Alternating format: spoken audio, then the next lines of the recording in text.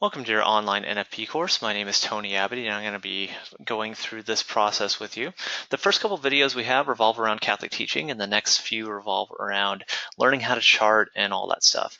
You might be wondering why you're going through this course in the first place, or even the Catholic teaching component. And the short answer to that is, you need to understand the whys behind the whats of Catholic teaching. Most likely by now you've heard the whats, but you probably don't understand the whys. And my wife and I, when we got married 17 years ago, we didn't have a course like this. So we didn't learn about NFP, and we were totally ignorant on this issue. Now, we firmly believe if we would have been told the truth, we would have decided to follow it, but we weren't given that opportunity. But even after I heard the whats, it took me about 2 years to really understand why the church taught what it did. And once I learned that and embraced it, I really became alive in my faith. In fact, before that, I was looking to leave the church. So I grew up cradle Catholic, just like my wife, but I didn't really want to stick with the church until I really understood why the church believes what it does in this area. So you might be taking this course, not really excited about it at all, but just keep in mind that there's a reason why the church is asking you to do this. And if you have any questions, I really challenge you to go to your NFP teacher and have them explain it to you. Before you make up your mind, though, it's so easy to say, you know what, Tony, thanks, but no thanks. I already know what I'm going to use. We're going to use the pill or the IUD or something else like that. I would really call you to reflect on Psalm 95:8. Oh, that today you would hear his voice, harden not your heart. So what does that mean? Basically what it means is, before you make up your mind on what you're going to do, at least consider what God is asking you to do. Okay. Otherwise, why even seek a Catholic marriage? You probably know by this point that it's very difficult to get married in the Catholic Church. There's a lot of steps you have to go through. And so my guess is, since you've gotten this far, you really do mean what you're saying, and you really want to get married to this person. But just keep in mind, if you don't agree with the church, or fundamentally don't, let's say neither of you do, then you could get married anywhere. Now, we do want you to get married in the Catholic Church, so please don't think I'm saying I want you to go away or something like that. But just keep in mind that it really is important to understand, or at least seek to understand, why the church believes what it does. Okay, but the basic idea is that our culture looks at marriage as a contract. We don't even think that marriage is the same thing anymore. From the from the beginning of the church, we've always looked at marriage as a symbol of being Christ to the other person. We are called to be Jesus, to show this person that you love them on a daily basis through self-sacrificial love. That's what marriage is. It's a sacrament. It's a promise made at the time of your wedding, and as long as you engage in that, knowing what you're getting into, that marriage cannot be dissolved in any way. Okay, our culture looks at marriage as a contract. If you do this, I'll do this. If you cheat on me, that's it. I'm out of here. And that's not the way the Catholic Church views marriage. Now, what's the whole big deal with NFP? This is typically considered a Catholic matter nowadays, but it's really not. There's a book it's called The Bible and Birth Control. Now, if I were to ask all of you, what is the church against birth control, true or false? Nearly all of you would probably say yes, but the answer is really false. The Catholic Church has never been against the idea of birth control or spacing out births. There's nothing wrong with that, so long as you use a moral means to do so. But the idea of contraception is never reconciled with Catholic teaching. Contraception is engaging in the sexual act and nullifying its results. So it's simply saying, I want the pleasure, but nothing to do with the way that God made my body. And we'll talk about that a little bit later. Now, this is not just a Catholic thing, as I mentioned. Charles Provan, who wrote the Bible and Birth Control, should be labeled the Bible and Contraception, was not a Catholic. He was, in fact, a Protestant minister, and yet agreed with the Catholic Church on this issue. Now, if you were to read his book, on the back of the book, it has 6 quotes. And each of them sound like they're from some sort of mean-spirited Catholic pope or priest or something like that. And ironically, every single one of them were written by quote unquote Protestant reformers. Okay.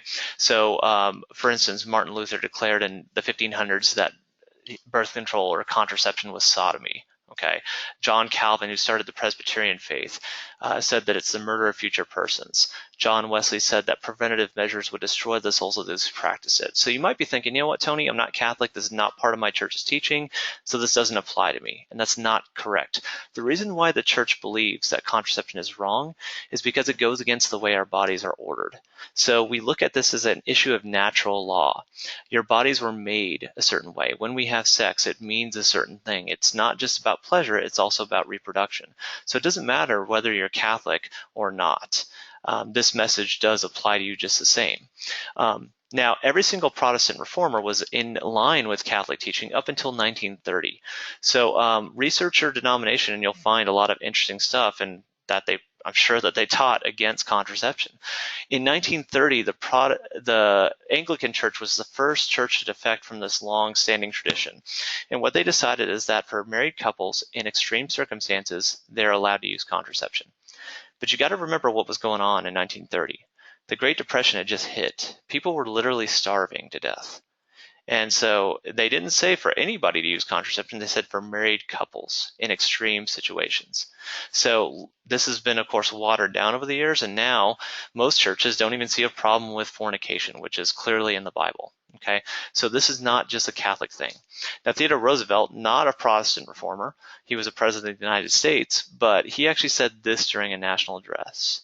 Now, try to say that in today's society, they'll probably crucify you the next day for that, quite literally. But again, this is not just not only is it not a non-Catholic thing, it's also a non-Christian thing. Gandhi was against the idea of contraception. He said that basically since the dawn of time, man has looked at woman to fulfill a sexual need. Think about the sex industry. It's mostly geared towards men. I'm not saying that women have no fault in this, but it's sadly a lot of us men are what perpetuates this. And so if we use contraception, we start looking at woman as a way to get our sexual kicks, okay, to fulfill a need. Sigmund Freud also saw a problem with this. Now, if you've studied Freud in college, you know he was no friend of religion, let alone the Catholic Church. But of all areas that he could have pointed his finger at the church and said, you know what, these guys are idiots, these celibate guys in Rome, don't follow them. Here's another reason why, contraception. He actually agreed with the church. He said this: the abandonment of the reproductive function is the common feature of all sexual perversions. Now, he wasn't a very good example of what he said there, but just keep in mind, he realized that when you separate procreation from the idea of lovemaking or bonding, okay, it just becomes a way of fulfilling your own needs and not about what you're sharing with this person. Okay, now in the 1960s, we know the divorce rate doubled. Okay, that was unprecedented. What was going on during that time? You could say a lot of things, but the biggest thing really is free love. That was, you know, sleep with whoever you want to. That was not a message that our society had ever heard before. Now, that could have happened 3,000 years ago. Why did it happen in the 1960s specifically? Well, ask yourself the question. 3,000 years ago, if you slept around with someone before marriage, what's the normal consequence of that? We all knew that even for those that might have been considering doing something horrible like that and sleeping around before marriage and even in marriage, might be discouraged from engaging in that risky behavior because they realize, you know what, this would be fun, but I might have to go home and explain to my parents, or worse, my wife, that I got somebody else pregnant. So they don't engage in that risky behavior. But with the advent of the birth control pill in 1960, now that's all of a sudden on the table. If a guy walks around and looks at every woman as potentially being available or knowing, hey, I can go get condoms, then you're more likely to engage in that type of behavior. And what's the biggest factor in divorce? Infidelity. So the divorce rate naturally went up during that time, and not only because of contraception, but no-fault divorce was also part of that, but that's a big consideration. For couples that cohabit before marriage, the statistics are starting to come in. It looks like about 75% to 80% of those people are getting divorced. Now, I don't say this to scare people. The reason why I mention this is because, to ask a question, what does that tell you about marriage prep in general?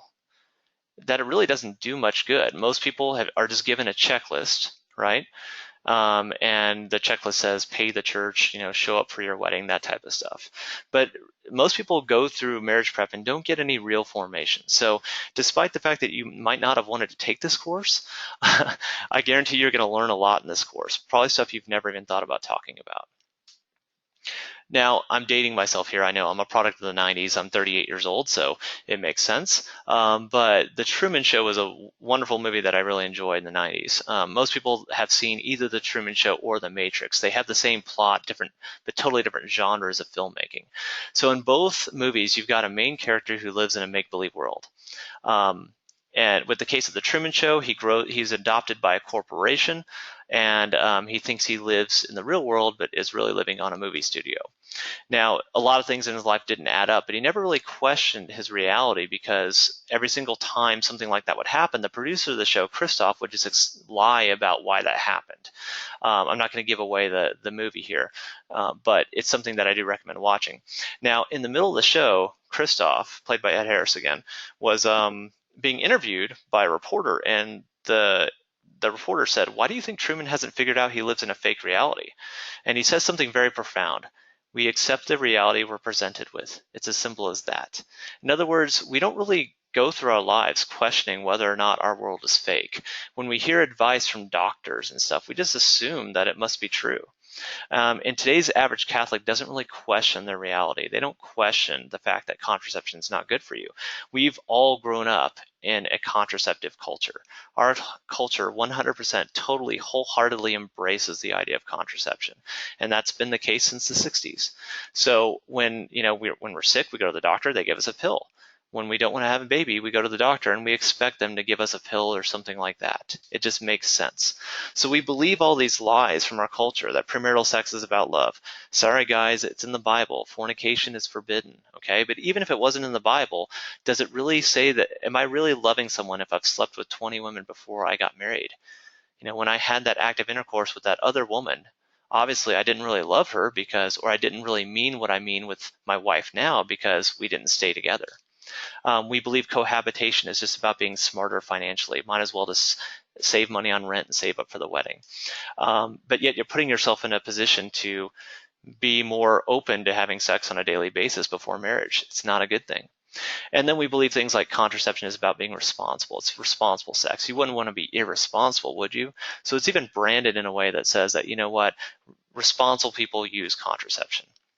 So instead of being the salt of the earth like we're called to do in the gospel, we fail and we conform ourselves to the culture, thinking we can beat the odds because we have that Catholic label in front of our name. Oh, I would never get divorced because I'm a Catholic. I don't believe in divorce.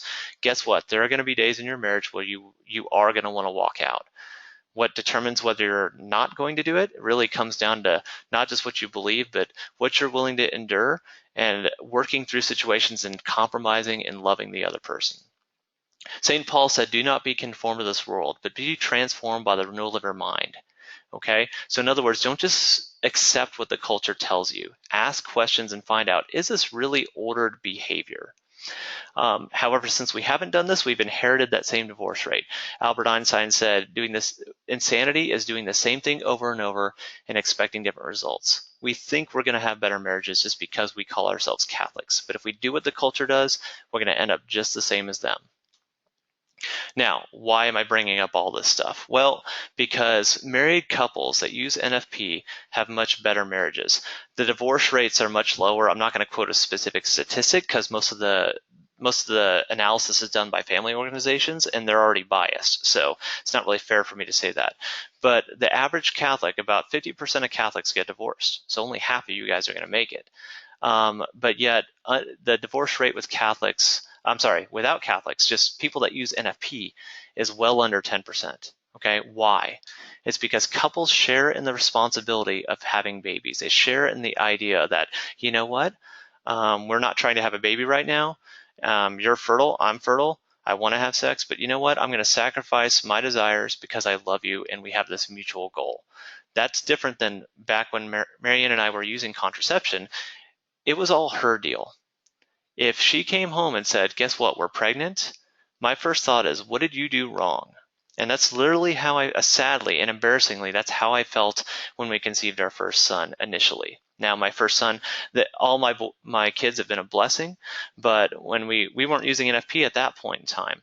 And And my first thought was, oh my gosh, what did we do to screw up? Or what did you do to screw up? Why did you not take your pill at the same time every day? And that's really the difference. Couples that use NFP share in that responsibility and realize, hey, you know what? I have a role in this too. It's not just about what the woman does. We're going to continue on in a second with section 2.